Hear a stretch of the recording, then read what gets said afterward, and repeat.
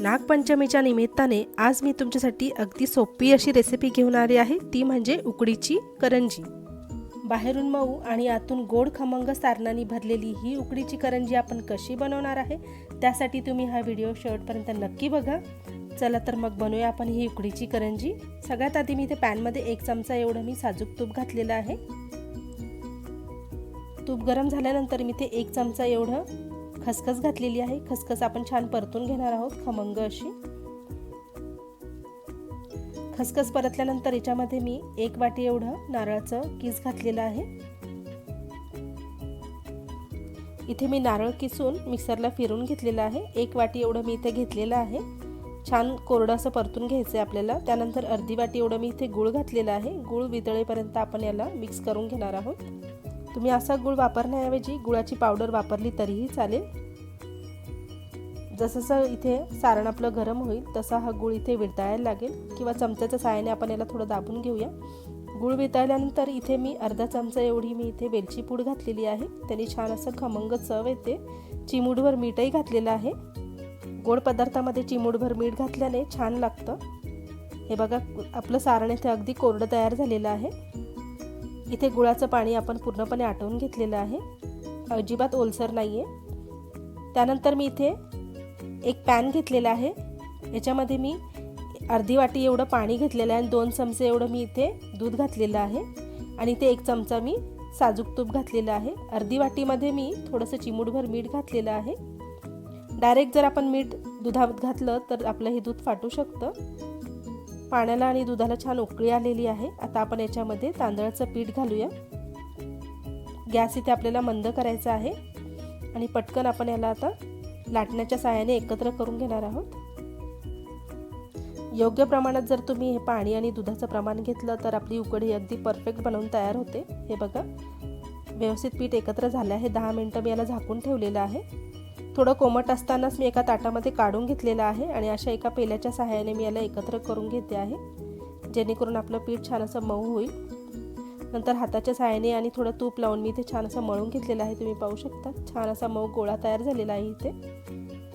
जर तुम्हाला वाटतं आहे की तुमची उकड व्यवस्थित झाली नाही आहे तर थोडंसं तुम्ही पाणी घालून याला पुन्हा एकदा मळून घेऊ शकतात, पण अगदी मऊ आपल्याला इथे उकड तयार करून घ्यायची आहे। ओल्या कापडाने मी इथे झाकून ठेवलेलं आहे। आता एक मीडियम आकाराचा इथे मी गोळा घेतलेला आहे पिठाचा। असं मी दाबून किंवा लाटून तुम्ही याला इथे एक पारी तयार करू शकतात। पातळ अशी आपण इथे पारी तयार करणार आहोत।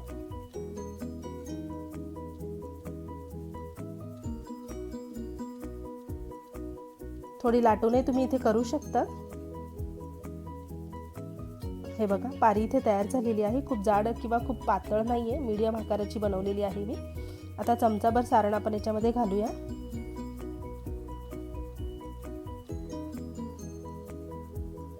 त्यानंतर आपण याला करंजीचा आकार देणार आहोत। दोन्ही बाजू व्यवस्थित आपल्याला अशा जोडून घ्यायच्या आहे।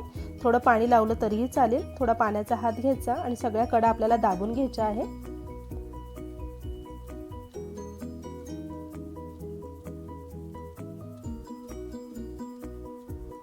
आणि आपण इथे आता मुरड पाडून घेणार आहोत या पारीला। छान आपली इथे करंजी ते तयार होते आहे। त्यासाठी आपली ही जी उकड आहे ती अगदी व्यवस्थित झालेली पाहिजे। हे बघा अशा पद्धतीने मी इथे मुरड पाडून घेते आहे। करायला खूपच सोपी आहे। हे बघा अशा पद्धतीने आपली ही एक करंजी इथे तयार झालेली आहे। अशाच आपण सगळ्या करंज्या इथे तयार करून घेणार आहोत। दिसायलाही खूप सुंदर दिसते आहे। एका मी चाळणीला इथे थोडंसं तूप लावून घेतलेलं आहे। याच्यामध्ये आम्ही वाफवण्यासाठी ठेवणार आहे। पाणी मी इथे आधीच गरम करायला ठेवलं होतं वाफवण्यासाठी। वरतून चाळण ठेवून अगदी 5 मिनिटं एवढी मी इथे वाफ देणार आहे। त्यानंतर मी इथे केशरची एक काडी लावते आहे। हे पूर्णपणे ऑप्शनल आहे, पण दिसायला खूप छान दिसते म्हणून मी लावते आहे। केशर लावून झाल्यानंतर मी इथे 10 मिनिटं याला मी वाफवून घेणार आहे। हे बघा 10 मिनिटांनंतर आपली इथे ही उकडीची करंजी तयार झालेली आहे। खूपच सुंदर दिसते आहे, अगदी मऊसूत अशी तयार झाली होती। सोबत मी इथे साजूक तूप ठेवलेलं आहे वरतून टाकून खाण्यासाठी, जेणेकरून याची चव अजूनच वाढेल।